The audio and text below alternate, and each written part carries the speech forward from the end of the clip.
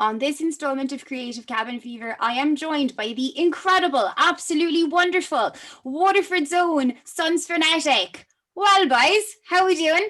How are you? Thanks for having us. Hello. Very much for having us.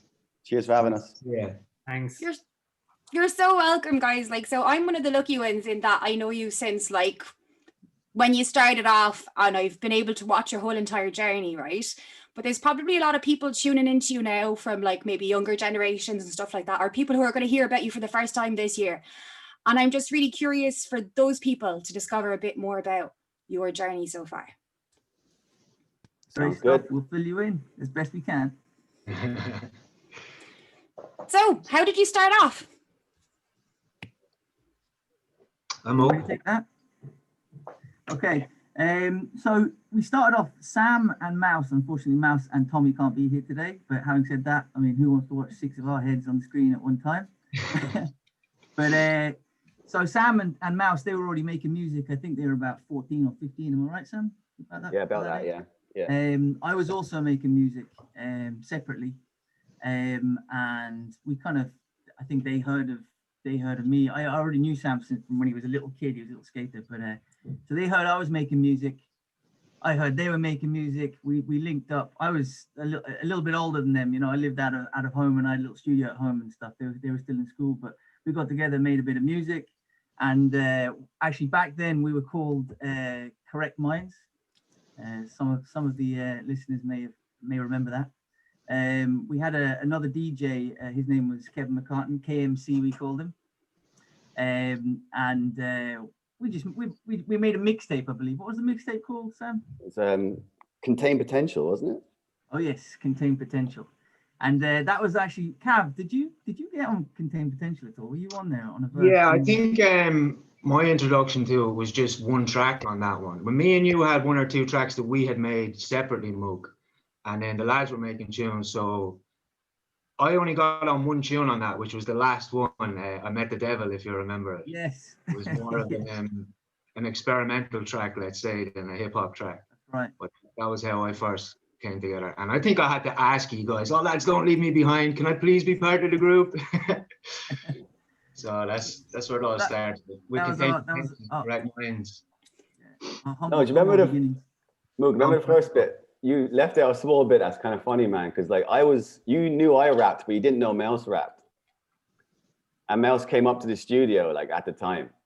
Yeah. And it was he just came along to hang around, and then me and you were making a song. He was sitting on the phone. And he's like, "I've got a verse." And we're like, "What? You got a verse?" He's like, yeah. And then he just smashed it. Then we're like, "Oh shit!" Now it's more than 2 people now. Yeah, smashing ever since. Scaring people ever since. Yeah. that was how we began, and we just released a few little bits. We didn't even release them. It's the early days of the internet. I mean, it was MySpace and Bebo and that kind of stuff. And we actually printed up a few CDs ourselves, and we did a bunch of gigs. We did a few gigs, and then we sort of reformed.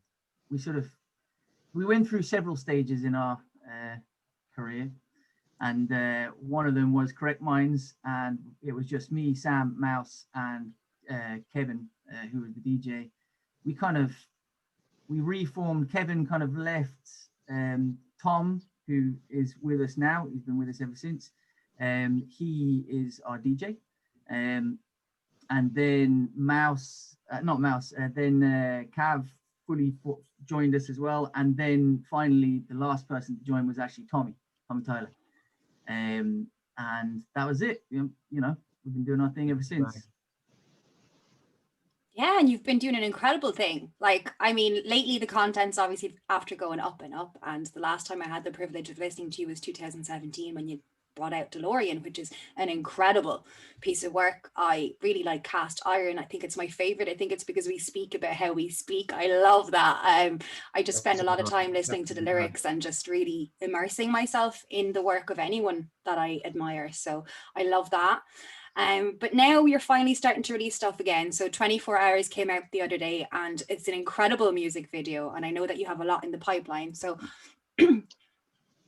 obviously this lockdown has affected your creativity in a positive way, which is incredible, and the fact that you're able to still delve deep. So how does that feel? Like, how is that process working for you as a band?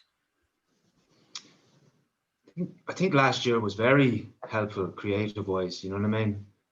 Obviously it was a terrible year for everyone, but for us it enabled us to have the time to get together and gel and to be more creative, you know, and think about how it was where we're going to go this year with it. So I don't know where I'm going with that. I'll leave you to it. That's it, Cav, man. Yeah. Cav was actually fairly instrumental in this, I have to say. He did. Cav was writing a lot of bars. He had just billions of bars, you know. He had his room is just covered in A4 pages, not even A4 pages, like envelopes and the back of toilet tissue, just writing on everything. So, and he was just writing, you know, and then he said, saying to the rest of them, you know, you all should write. Like I'm always making music, but I wasn't writing lyrics. I haven't really written any lyrics since DeLoreans, you know. So he kind of inspired. I think I speaking for myself. I think he inspired the rest of us to start writing. Well, Jesus, I appreciate you saying that, man. I was only just continue writing where we all had left off a few years ago, you know. And I think Mouse was doing the same thing. But it was just the fact that like everyone is so bloody talented in the group, and to see us all kind of going our own ways, it was kind of, this can't happen, lads. I've got to stay dedicated here to. It's a passion. It's the same with anything. Like it's the passion that keeps us going with it. Like, and that's what kept me writing anyway. And obviously it keeps us out of trouble as well. So I just continued to write, and I was hoping that the lads would jump back on board. And I don't know about inspiring anyone, but definitely tried to push them all into the same area to get the same heads in a creative space where we could consider maybe starting to make music again. And then luckily enough, the lads did get inspired. And I appreciate you saying that, Mook. That's what happened, man. I appreciate you saying that. So yeah, we all came back together on the same page, and thankfully we did, because I think now the album that we're sitting on at the moment, I'd say by a long shot, it seems to be our best material. So looking forward to everybody hearing it this year. Defo. And that's amazing. And that video that you just launched obviously was taken in art, and the job that you did was brilliant. Like, I actually trained as a barber with Robbie many, many moons ago. So it's a nice little thing, you know. That's good. Appreciate it. Shout to Robbie. Shout to Robbie. That's to Robbie. Thank you very much. And shout to my wife Emma, who actually shot the video. So. Wow. That's the thing about lockdown. It's like you could get into barber shops because there's no one in there. Like yeah. That's the good thing. Yeah. Well, considering it was such a small room, lads, you didn't have much to work with. I think you did a very good job on that video. The room is about 10 foot squared. If anybody hasn't been into the Arch Barbers in Tremor. Yeah. So the lads did a great job of it. He keeps it looking good though. That's why it helped it out, because all the stuff on the walls look good and stuff, you know. Yeah, skateboards hanging around everywhere and stuff. It's brilliant. He's got the place in Deadly down there. Yeah, and he's an incredible barber. So if anyone's ever in Tremor and they need a cut, I would absolutely recommend Robbie Palmer, because he's 100%. absolutely great at his job. But outside of that, obviously, so we're sitting on this album, and the creative flow and process has really worked really well for all of you in lockdown. And obviously you're all getting your groove together, and I'm so happy to see it. But what inspires you to make hip hop? So what are your early kind of reasonings or inspirations that got you here? That is a tough question. It is. it? I don't know. It's just been like listening to it for such a long time. Like, you know, it's just the type of music that we all around back in the day. Like, you know, whether it was like whoever, all the classic artists, we're not going to list all the names now. Like, everyone knows who they are. Like, and then you kind of get inspired, and so to a point where you just want to have to make your own. Like, you just have to start writing yourself. Like, and then it grows and grows, and you bounce off each other. It's been good that we have each other to bounce off, because we got to like have a creative like competition kind of thing going on. You know what I mean? And push each other kind of further. So that's one inspiration for me anyway, is like bouncing heads together with the lads, like, you know. Definitely like the music though, innit? Like anyone who gets really into music, like hip hop, whatever music, I think they'll always want to try and make their own music. And like with hip hop, like if you can't MC, you can DJ or make beats or whatever. Like there's other avenues to get involved in. Like so, it's definitely you just always want to try it. Like and you mightn't be good at it, but you give it a go. Like you know, it's, the more you listen to it, the more you want to get involved. And a lot of people do go down the route then of making their own music or trying to anyway. Yeah. But it's such a different culture to the other kind of genres as well, because you can touch on any sort of subject or dealing with stuff from politics to day-to-day stuff to everything, you know, that people don't talk about in different genres of music. Like, so that was what kind of first attracted me to it. Oh, people are talking about real issues here, what's going on around, you know, from what we were hearing in New York and stuff like that, from all the way across Europe. So I think that's what attracted me to it first, that people are talking real issues here and people are prepared to listen. And then obviously with the beats itself, like whether it be lyrics or hip hop beats, I don't know, I'm just addicted, always have been. So That's it. Yeah, personally, I come from a slightly different angle. I'm all about how something sounds. So I always say, it's not what you say, it's how you say it. And if you say something that means something as well as it sounding good, then that's always an added bonus for me. But so I mean, the likes of we'll say Sean P, like, you know, he says just random stuff, but I love the way he says it, you know. makes it sound But good. then you've got the likes of the I suppose one of the main reasons that I rap, not make beats, would be the likes of Nas, you know. So he says it sounds good, it always sounds good, but it also has got a load of meaning too. Like, so that's like he's got it times two. And then on the music side of things is people like DJ Premier. I mean, he's everyone's inspiration. I know, like he's probably an inspiration for Tom as well in terms of cutting and stuff, you know. So yeah, I mean, they would be my top two inspirations. But before that, Primo, yeah. But we were all very much into music before we sort of started making hip hop. Like, I suppose I can speak for me and Cav, because we've been. I think we were more into dance music at the time, though, was it? Yeah. Techno and stuff. We were always at raves and stuff, you know, like for a very long time. And I was a DJ. Cav does a bit of DJing as well, as in techno. But if I was to sit down and listen to music on a CD, it was always hip hop, and that's it. You know, music was always there.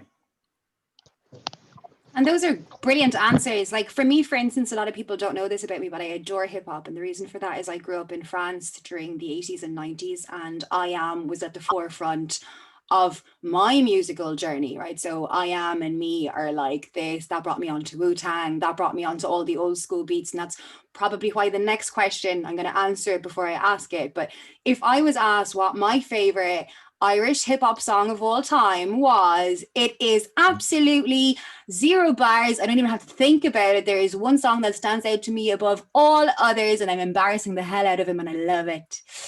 But Ready for War, Sam, like that is just phenomenal. And the reason it impacts me so much isn't just the lyrics, but it's also that old school style that brings me back to my childhood and being around I Am and all that music. But then as well, those lyrics, like those bits about your mom, like those truth bombs, like all of that really stays with me in my heart. And I think it's incredible. So guys, what are your favorite Irish hip hop tracks of all time? Well, thank you very much for that. I appreciate you bigging me up for like that. Favorite songs, it's got to be Re-Raw. Like Re-Raw's got to be up there. 25 o'clock in the morning, it's a banger. Has to get a shout for sure. I was even thinking like old school ones like Urban Intelligence, Until I Die. How about The Drop? Andy's The Drop. For real. Has to get a shout. We're in dangerous territory here now because there's so many good ones. There's so many good Irish hip hop tracks out there, like G.I. and Costy's track. What's it called? There's so many good ones, but I don't know. For my top one, I'm gonna have to say LD, Keep It Lit. Sorry for everybody else in the scene, but as an all-time Irish track, I'm just gonna have to pick that one. It's held so much weight for me since it's come out, and I don't think it's been. I don't think anybody's made a better track in Ireland so far, except for SB maybe. Yeah. Maybe something off the new album might take it out. We'll see. Well, it's funny you should say that, Calv, because my next question actually is, I think, really interested. It was sent in to me by a local who had a really good question. He was like, what am I going to ask them? He's a massive fan of yours. And he was like, a lot of artists put songs out there and then they usually find out the songs that are most popular are the ones they like the least. So individually, which is your favorite Sons Phonetics track that you have made? Oh, that is interesting. It is interesting. I find that every time we release a project, we're kind of like iffy. You might be iffy about a certain track, or you might think people will take to this one more. But then it surprises you to find out, like, oh, like people are hitting me up saying they love this track, and I thought that was the track that wouldn't hold so much weight. Like, so it's good to be, you know, to make stuff for everyone and to be more versatile on there, like, and not just to stay in the same pocket and make tracks that we like, but to be more creative and make stuff that everybody likes. So, because my favorite track mightn't be your favorite track on the album. So I think you asked me there, what's my favorite Sons Phonetic track, is it? That's a good question. We have about 4 albums to choose from. I'm gonna have to say something off the new album and something that hasn't been released yet. For me, I think our next track that's going to be out in 3 weeks' time has the possibility to be one of the nicest tracks to come out of Ireland. And that's called Day Ones. So look forward to that one, people, because it's going to be a good one. Video and all coming in 3 weeks' time. So that's my answer on that one. So we'll see. Time will tell. How do you feel about that? Yeah, I good call. I would have to. I know my favorite. I think I know my favorite track, and it's funny. Yeah, Cav said a few things there. You know, about making music that other people like. Yeah, definitely. There's a degree of you have to do that. But I'm a true believer in I make music for me, for what I want to express, how I want something to sound. I always make we always try and make stuff that we think is really good. 100%. So then secondly, there was something else I was going to say, but anyway, I'll give you my favorite track. My favorite track is Casino. Boom. I would say Casino. Every time I listen to it, every time I watch the video, I'm always just blown away. Like, you know, just by the two lads, like they just completely smashed it, and it was a long time ago now, and it's still, for me, it still holds weight. Like, you know, I love it. I love that. 10 years anniversary this year. 10-year Casino anniversary. Yeah. Good choice. Yeah. Very good choice. And it was just I'm still blown away by that tune. I love that tune. Yeah. Tom. Hard to disagree with you. I don't know. There's a lot to pick from, but one that stands out for me would probably be Isolation. So I like that tune. It's kind of got a bit of a feel-good vibe to it as well. And then the video as well. I love watching that video back because it's just all good times, like from us doing gigs and stuff, and just the footage. It's just really good footage, like. So that one's always it's always up there for me, like. Absolutely. That one features Rero as well. Yeah, but of course, yeah. Anyone going back and watching the Isolation video, pay close attention to Tom in the video, okay? You'll notice he's got a bit of a limp, okay? You might notice other people carrying his bags, and you know his bags are full of it. So, he brought, like, how many pairs of shoes did you bring with you? I don't know. 10 or something. Tom broke his ankle, and he was struggling a little bit, so people had to carry his kitchen sink. Around for good times. As far as favorite songs for me, SP, like, I'm just trying to think, what am I on? What ones am I on? It's jokes. It's probably got to be Domino Effect as well as one back there that, like, not many people talk about. It's a banger. But then I do like Isolation as well, because it's kind of got that vibe that I like, you know? So, yeah. Yeah, and right now, Isolation is probably a key song that people should probably refer back to, because this moment in time is exactly the type of moment in time we need to rediscover it in, right? Because most people are out there rediscovering music for the first time. Anyone who's getting to know you guys, that's a definite good launch platform into falling madly in love with Sons Phonetic, which is what you will do. It's impossible not to. But we talked about the video for Isolation and how there's lots of live footage in it. I want to talk about gig memories now, because obviously this moment in time is super unfamiliar for all of us, but I want to talk about the good times, the times that we're going to get back to eventually. So I'd love to hear about some of your favorite gig experiences and possibly some of the favorite venues you've played in or attended gigs in. Well, we've done gigs all over the country over the years, in fairness, from the Spring and Air Break in Belfast all the way down to the Pavilion in Cork, and we were lucky enough to do some of the festivals in Ireland, Oxygen, and I don't think we've done the Picnic, lads, have we? No, we haven't done the Picnic, and we've done Benny Cassim as well through a couple of links we have as well, so we're very lucky there. But I have to say, my best venue in Ireland, or the best gig we've ever done in Ireland, would have to be a Tramore gig for me. The Seahorse in Tramore was always very good to us, and it always filled up nicely. We always got a nice crowd in there. But O'Shea's, I think one of our best gigs we ever done was down in O'Shea's, and just a great crowd, great support by all the locals coming down and supporting us, and just feel that love in there, you know that you're doing something right. So I would have to shout out Tramore, our local place, our local watering hole is where we get the most love. And obviously when we go up north and stuff like that as well, we're always doing gigs with other MCs. It's usually a room full of MCs, to be fair. So everyone's on the wavelength, and always good times. But I'd have to shout out Tramore as my favorite gig spot. Some good ones, man. The Pavilion was always good too. That just hip hop just sounds good in there. It's just good music. It's an auditorium, so it's perfect for gigs. Just bangs. The sound was always really good in there. We were treated well there. Stevie always treated us well, didn't he? Yeah. He'd actually provide us with some alcohol. Do you know what I mean? As opposed to making us pay for all our drinks and stuff like that. It's got to be said, in this small microcosm of Irish hip hop, that term sort of, but it's not, it's not a lucrative business too much anyway, especially back when we were gigging. And when you go places, you might not get treated as nice, as well as you'd like to, but Stevie always treated us well. The Pavilion always treated us well. I remember we rocked up to a gig once and they tried to get us to pay to get in. Remember that? Like, no, we didn't know there were 6 of you. It's like, well, you wanted us to play, no, well, half of you have to pay. That's probably because there's 20 of us, We didn't pay, no way. But these are the things you encounter. Good times though. Good times. Yeah. You're saying gigs and memories, that. Those sentences don't really work. Words don't work. Yeah, exactly. Memories and gigs. All right.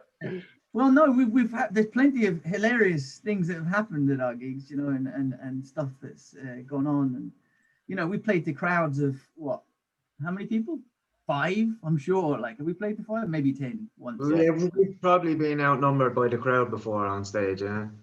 Yeah. Well, the crowd's been outnumbered the crowds, yeah, should I say, yeah. A nice humbling experience. Benny Cassim, as amazing as that sounds to everybody, playing in Spain, the actual crowd that was in front of us at the time, you could probably count it on 2 hands, I'd say. No, I think it was close to, it was probably about 70 people. Yeah. But it was the first gig of the day.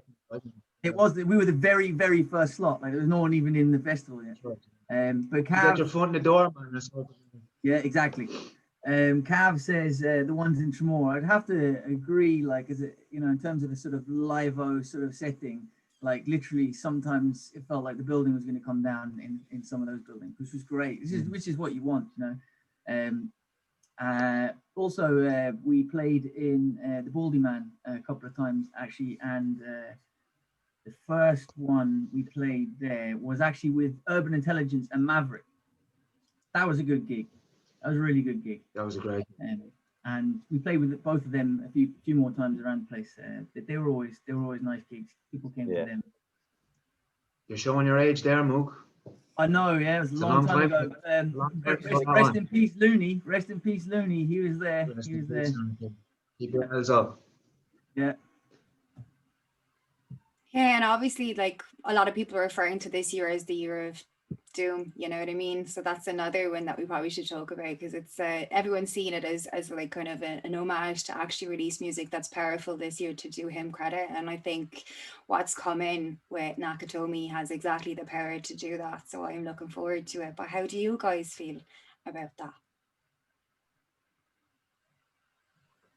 Well, as in about Doom. Yeah, the whole. Oh, sorry. Yeah, and he's a sick artist, man. He like definitely stood for like, you know, pushing the envelope a bit more, like, you know what I mean, trying new things, like proper cult following, like, you know, like he's like the precursor to, you know, Odd Future, Earl, so many other rappers and stuff that got inspired by him. Yes, it's mad. Like, I don't think there'll be another one like him, you know, not for another while. Like. No, absolutely not. No. He had great things to say about the aesthetics of music as well, you know, and why he wears a mask, you know. He didn't want his face to be what he is, you know, but it's funny because the mask became what he was, you know, so it was kind of, it was a paradox. But he was very, some of the stuff he had to say was awesome. Like, you know, his interviews, if you watch his interviews, some of the stuff he talks about, and just what really sticks out to me is why he wears a mask and how he answers that. I think that's great. It's the aesthetics. You know, he didn't want his face to be the aesthetic of the music. He wanted what he's making to be the aesthetic. And he put like a lot of humor into it as well, like, you know. Absolutely. And there's a bit of humor in Nakatomi now. Do you know what I mean? There's a bit of tongue in cheek in there. You know what I mean? It's not a big barrage of heavy subjects that we've touched on before in the past. There is some, because with the music we make, we do touch on various subjects in our lives or the wider world or whatever it is. But Nakatomi's got some nice little bits in there that I'm looking forward to people to hear. We also try.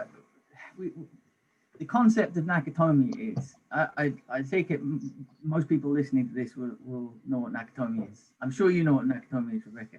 So the aesthetic, again, I'm going back to aesthetics of music. You know, we wanted to create something that people could relate to in terms of vision.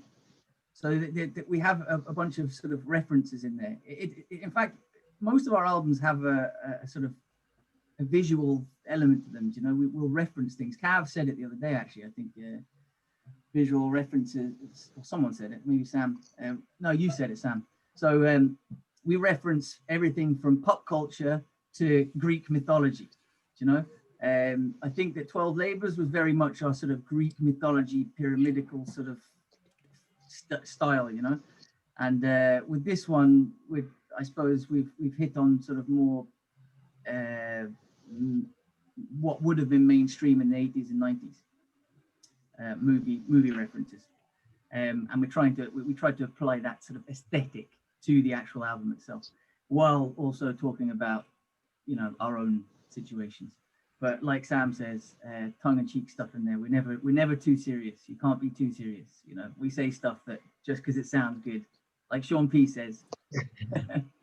That's it. And that's mad, because one of the questions I had was like, in and around both the Greek mythology elements in there, but also the pop culture, because that really sticks out at me. So obviously DeLoreans, I can only assume, is in and around another subject similarly from the same era as Nakatomi, and that is exactly what I got from that. And I love that you're playing with our childhood while still making incredibly topical truth bombs out there. I think hip hop is very similar to punk. It's kind of like a genre fluid punk. It's like you're being able to be honest, you're able to talk about things that are super important, but you're also taking samples that could be from anything from funk to classical, and you're making them your own. So it's incredibly powerful, while also speaking your mind in truth and having a bit of crack, which I cannot wait to hear on Nakatomi. Yeah, we try and have fun with it. Nice one. If you're not having fun with it, you're at nothing. I sure look, life's a giant joke. None of us are getting out alive, so we shouldn't take it too serious, yeah? Yeah, so we're nearing enough the end of the question. So I just want to talk very, very briefly about your merch, okay? Because I do think that that's super important in this moment in time. I myself have done a Viking pact where I buy 3 items of merch each week from the Irish industry, and I call them my captivities. You guys are selling these incredible hoodies. They are available off your own socials. You can go and buy them off the boys and support them. And I think that'll be something that you guys should absolutely do. Cav have one on as well. That's the different style. We're like matching. It's amazing. Year of the goat. YOTG, year of the goat. Want to leave them know I didn't collect this, lads? Nice subtle advertising there, Cam. Yeah. Cam's got a bespoke one on that. That doesn't actually exist right as of yet, but it will exist. He's got the prototype. One of a kind at the moment. Yeah. So as it happens right this very second, we're all out the merch, which is good for us. You know, they're all gone. But you can, if you keep an eye on our Instagram, you'll see when the next drop is. So expect nothing but greatness, of course. Nice. So 3 weeks from now, we've got another song coming out. Right now, we've got 24 hours and it's incredible. And it only launched this week, so I'm super excited. Nakatomi is on the way and it is going to be die hard incredible. I have absolutely no doubts. I am so buzzed to see you guys doing this again. Like, I've always felt so much power in what you do, like not just because you're from my hometown or my home area, but just because what you do is incredibly powerful and beautiful. And not just because you're my friends, but because you're actually genuinely good. And I cannot wait for the rest of everyone who hasn't discovered you yet to actually delve deep in your anthology. I was in Cypress Avenue doing a job and we had a cancellation for one of the gigs, and the boys asked me like, who would you recommend from your local area? And I got to put on Sons Phonetic on the PA and show them what you're made of, and they were all like, oh wow. And I was like, yeah, they're amazing. And they're so old school. And they're all humble and good at what they do. And they work really well together. But my question then is, what's it like to have to work with so many people? I usually have smaller outfits in front of me. How does it work? The pros and cons of being a band as big as you. Well, Rebecca, let us just say thank you very much. Thank you to you for what you're doing for the scene, because without what you're doing now for the scene, people like us wouldn't have a platform to be able to be heard from. So we want to thank you for what you're doing, because it's very important, I think. I know you're putting yourself out there the whole time, and you're probably not getting what you should be getting in terms of money and stuff like that. I know that for a fact. So we really do appreciate people like you putting yourself out there and putting us on, so to speak. But when it comes to like a group of 6 people who are all living in different counties trying to stay on the same wavelength, not the easiest thing to do, not the easiest, but I think it's all timing. Anything to do in this world is timing, and if you can time it right, it should all come together and it should all gel. And last year for us, outside of what's going on in the world, last year was our time. You know what I mean? We all fell in on the same page, and it all just started to flow naturally. And it wasn't like that before. For our last project in 2017, I didn't feel like that. I think more so on this one, and hopefully it can be portrayed then in the music when it comes across. When people hear it, they'll be able to see that we all gel together nicely on this one. And it just kind of fell out of us, which is the way it should happen, I think.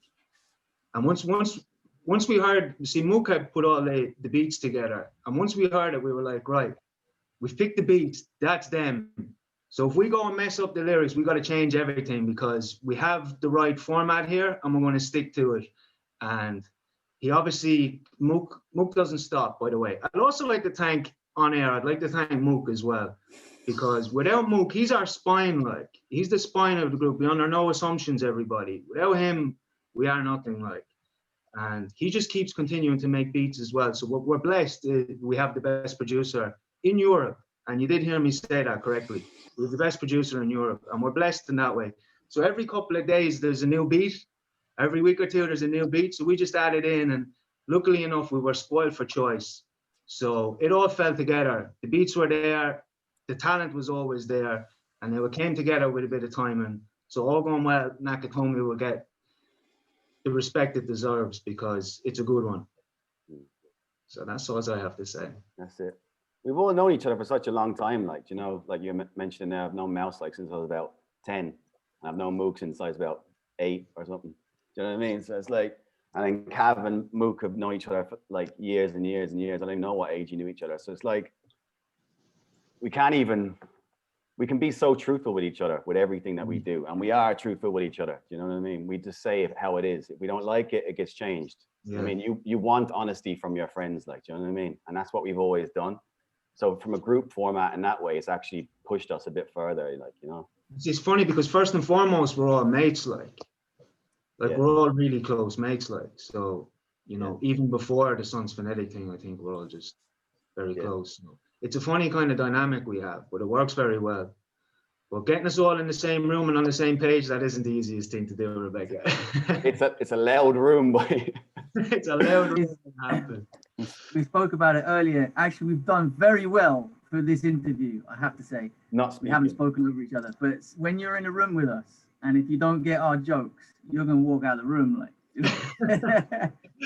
But in terms of working together, Cav said we were in the different counties. We were actually in different countries. You know, I think it was like between us, it was 3 or 4 countries for DeLoreans. But yeah, I mean, Sam said, you know, if we don't like something, we're very truthful with each other. And that is true. And we do all have quite deep connections from our past before music. All of us, like, you know, I know Sam knew Tom from skating. I knew Tom from skating. I used to skate with Tom back in the day before music, before any of us were DJs. We were all quite young. And Tommy's my brother-in-law. You know, he's actually my brother-in-law. You know, he's Cav. I've known him since I was very, very young. Like I've known him the longest out of everyone. So we all have deep connections. In terms of, it's funny. Sam says something. I wanted to jump in. He's like, you know, if people don't like something, they say it. You know, that's true. But you know, it's generally me that's saying it. No. You know what I mean? No. I'm sitting behind it, you know what I mean? When I'm recording, that's not right. You need to change. Oh yeah. You know? No, just in terms of producing. Do you know what I mean? Yeah. Just when I'm recording, you know, that's always a hard one. But I try my best to say it how it is without being, you know, too much of a rizzer. Yeah. We've just been doing it the same kind of way since it started. Like, you know, it hasn't really changed. Like, has it? Like, No. the format hasn't changed. Like, format has not changed. No. Other than us just being able to do it maybe a little bit quicker or with a little more quality. That's it. Yeah. Glass of vodka. So last, I guess, question before I ask you if you have anything to add to the interview, but obviously I genuinely believe that your music is inspirational, and I imagine that there's going to be lots of people discovering you for the first time that are young, and you're going to have an incredible impact on their musical soundtrack and inspire them hopefully to make their own music. Maybe that's the whole point of what we do, right? To change people's lives through our music. What would you recommend to someone who is now inspired by you or others, and how should they go about maybe starting their journey in the hip hop industry? I think initially you have to think about it in terms of not being in the industry.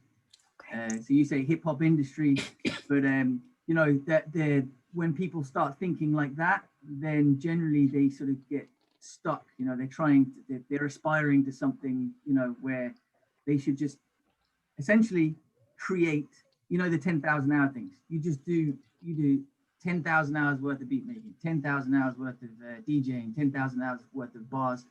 Make sure you've thrown away, you know, 10 fool's cap pads before you actually put that out. All right. Luckily for us, the internet was in its infancy, and I know there are a couple of tunes out there. Sam, am I right in saying there's something floating out in the ether there, some really old stuff that we wish? Yeah, we don't talk about that, Mook. We don't talk about that. I just spoke about it, but you know. I'm joking. So just be careful. Don't, you know, create, show your peers, you know, but don't be in any hurry to put it out there straight away. You know, you know, we've all got time, plenty of time. You know, even us, we don't have to rush anything out there. You know, there's no hurry for anything. So just try and perfect your craft, not even perfect, but try and get some way good at it that people are going to like to listen to it. and then, you know, release it when in good time. But spend a lot of time at it. I agree. I agree with what Mook said. Like, just kind of make the music for yourself, like, really, and don't be thinking about trying to please other people. And then maybe try and find someone that you can show that music to get feedback from, and just kind of make a connection with them rather than putting it on the internet and putting it out there and then regretting that a couple of months or years down the line. Maybe just get someone that can kind of guide you and help you, like, get their opinion and their feedback, and just keep plugging away and keep making music for yourself. And eventually it should all come together. You're going to keep improving instead of just being rushing to get that music out there, like, because you will regret it, like. I think agree. doing it for yourself is the main thing, doing it for the passion, you know what I mean? If there's no passion behind it, like, it's not going to last, is it? It's what are you into? I think this was naturally, it's funny how we're all mates, but we're all into the same thing. I think the lads are gifted writers, like, but I don't think we could see ourselves doing anything else with our time. We have a passion for it, like, and I think it's important that you find your passion, whatever it is in life. I know it sounds a bit cliche, but it's the most important thing, like, and that will give you the time and the dedication that you need.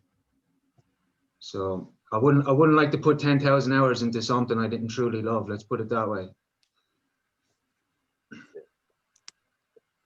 I couldn't agree more, man. I don't have anything else to say on that. Like, just do it for the love. Like, you gotta have to do it for that reason, because there's so many other things like that will, like, hold you back if you start thinking about the money side of it, or if you start thinking about trying to make it and all this. If you're in hip hop to make money, you're in the wrong game altogether.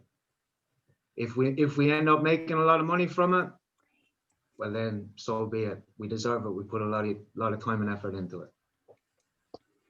Absolutely. And I've enjoyed every single question that's been asked and answered. You've done a wonderful job. I genuinely cannot wait for Nakatomi to come out. Is there anything you'd like to add to the interview before I stop recording, boys?